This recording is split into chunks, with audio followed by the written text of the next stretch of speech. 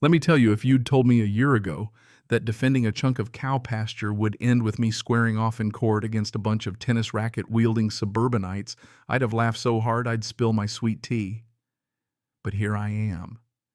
And let me just say up front, if you still think HOAs are just about paint colors and how short your grass is supposed to be, buddy, you better sit down. I'm about to show you what happens when a little bit of power makes certain people forget the difference between community rules and the actual law. Picture this. It's one of those evenings when the sun's dropping behind the mountains, gold spilling across my family's land like it's auditioning for a postcard. I'm bumping down my gravel driveway, dust swirling in the side mirror, thinking about nothing more complicated than how the calves are doing.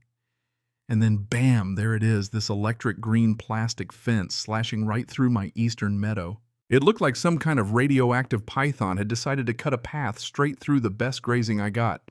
Now I've seen my share of weird. This was wrong.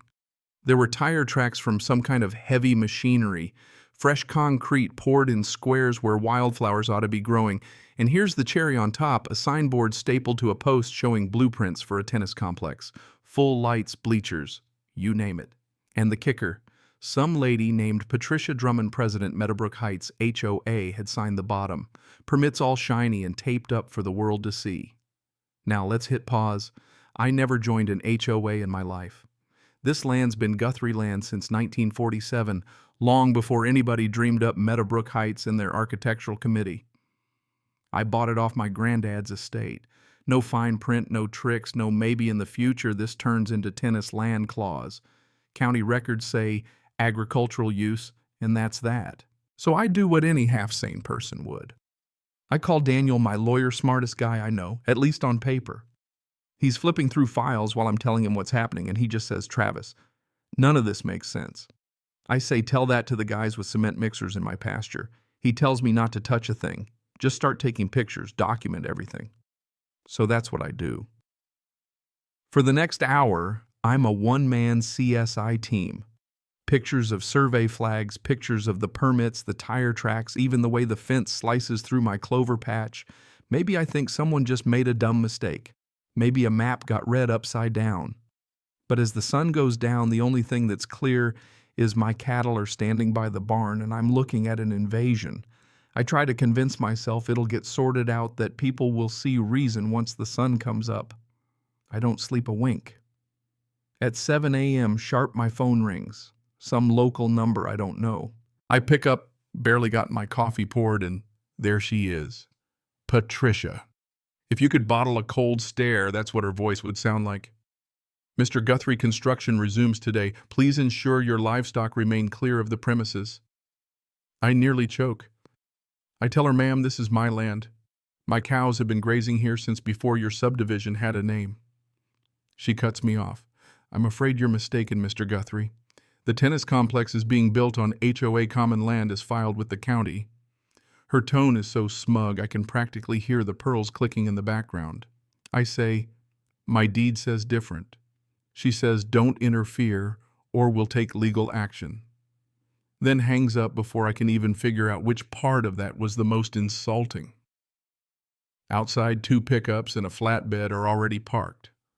Guys in bright vests are unloading wood and snapping chalk lines like they're building for the U.S. Open. I walk right up to the guy in charge. Clipboard hard hat, probably gets paid by the hour, not to ask questions. I tell him the county must have made a mistake, that I'm filing an emergency motion in court. He goes pale and says he'll call Patricia. 5 minutes later, he tells the crew to keep working. At this point, I'm so mad my jaw's got a cramp. I call Daniel again. He's running across the courthouse, working on getting us a judge. Meanwhile, I try to call the sheriff, see if someone can at least pause the construction. Dispatcher says they're busy with a highway accident, might be a while. So I stand there watching the concrete pour my cows, eyeing the scene like they're about to witness a crime. Finally, a sheriff's deputy rolls up, Deputy Chen Young Sharp, all business. She takes a look at both sets of paperwork, shrugs, and says, "Civil matter. I can't stop them unless there's a court order." That's how the law works, but I'll tell you, it sure felt like getting mugged with everyone watching. Daniel comes through, tells me we got a hearing at 4. The rest of my day is a blur of rummaging through old paperwork, land surveys, and that one box in the attic labeled Granddad Important. At the courthouse, Daniel's waiting. Patricia's already there, lawyer in tow, some guy named Blackstone who looks like he charges by the syllable. They're in crisp suits like they're headed to a fundraiser, not a fight. Judge Morrison walks in, not wasting a second. "Mr. Guthrie, present your case." Daniel lays it all out, chain of title surveys, pictures, everything. Blackstone counters with community plats and intent and reasonable boundaries. Judge cuts to the chase. "Do you have any evidence this land was ever deeded to the HOA, Blackstone hems and haws?" Then finally admits, "Not exactly, Your Honor. It was just surveyed as potential community land." You ever see someone try to hold up a house of cards with a single pinky? That's Blackstone right then. The judge gives us a restraining order. Work stops effective immediately.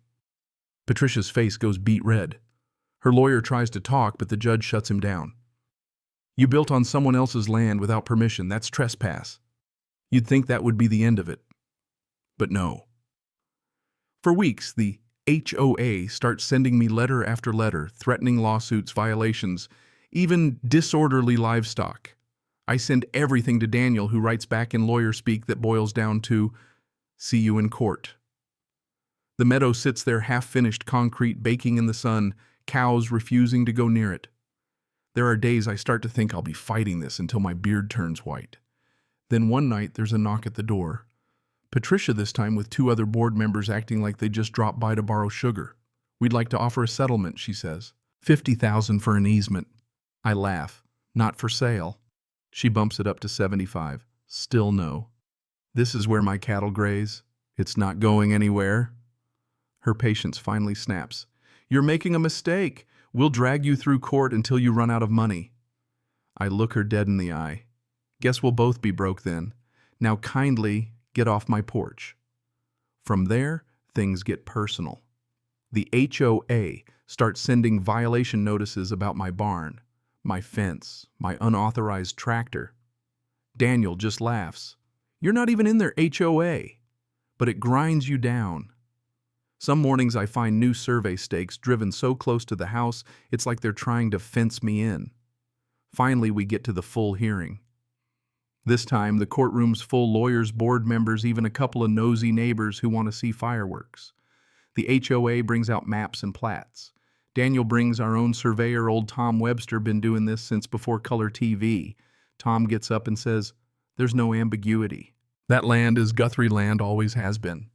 HOA's own surveyor, when pressed, admits he never checked individual deeds, just county maps. Then comes the twist. Daniel calls Patricia up. She's all smiles, convinced she's the hero in her own story. "Did you ever check Mr. Guthrie's deed before building?" Daniel asks. "Wasn't necessary," she sniffs. "We believed it was ours."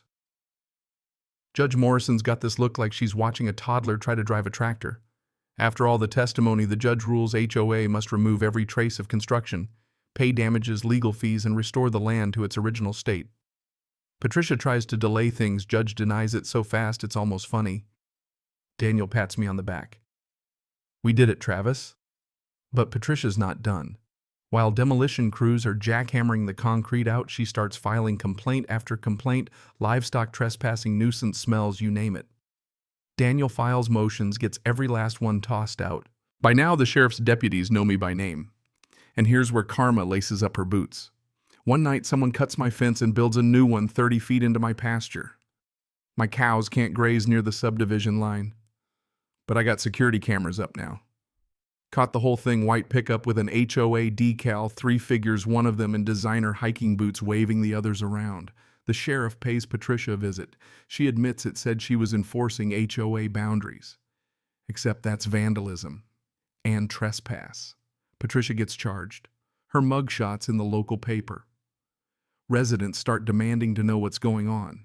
There's an emergency board meeting. Patricia's out, booted faster than a bad cable channel. Gerald, one of her buddies who once tried to buy me off, calls to apologize. The new board pays for the damages, signs a letter saying my land was never ever part of their HOA. So I finally get a check for the damages, a notarized document, and for the first time in months, a bit of peace. The criminal case drags on, but Patricia ends up with probation fines community service. Honestly, I don't take pleasure in it. I just feel relieved. She moves away. The new board promises to never pull a stunt like this again. That spring, I plant native grass back in the meadow. The scars from all that drama fade and my Angus cattle reclaim their spot. I even hire a local kid to help out, and when he asks me what happened, I just shrug and say, "Stand up for what's yours, kid." Don't let anyone with a fancier title or deeper pockets push you off your own land. Life goes on. A reporter from the paper calls me around Christmas, wants to know if all HOAs are this bad. I tell her most folks just want peace and quiet. But when people in charge start thinking their rules are bigger than the law, that's where things go off the rails. She asks what I'd say to Patricia now. I think about it. Probably just hello, I say. No sense holding a grudge. Letting folks rent space in your head's just another way of letting them win. Funny thing, after all that, ranchers from around the county started calling me. They want advice. They want to know if it's worth fighting. Here's what I tell them: boundaries matter. The law matters. If you don't defend what's yours, sooner or later someone will come along and try to take it. And if you let it slide, well, it'll happen again. One evening, sun setting gold over the same eastern meadow, I'm leaning on the fence. My favorite cows stretched out in the grass, calves chasing each other in the distance, the whole place peaceful as a prayer. You'd never know there was supposed to be a tennis court right there, except maybe the grass is a little different where they ripped out the concrete. I just breathe, and I swear there's something poetic about it all. They tried to pave over history, and the land still came back to itself. I guess in the end the cows won. But let me ask you, what would you have done if you were in my boots? At what point does standing up for your rights become just plain stubbornness? And when is it the only thing keeping the world from rolling right over you? Ever had a neighbor or a boss or some company try to take more than their share? I want to hear your stories, right, wrong, in between. Drop your thoughts down below. Because sometimes the only way justice gets done is when regular folks draw a line and say, "Not today." And that's my story. Thanks for sticking around.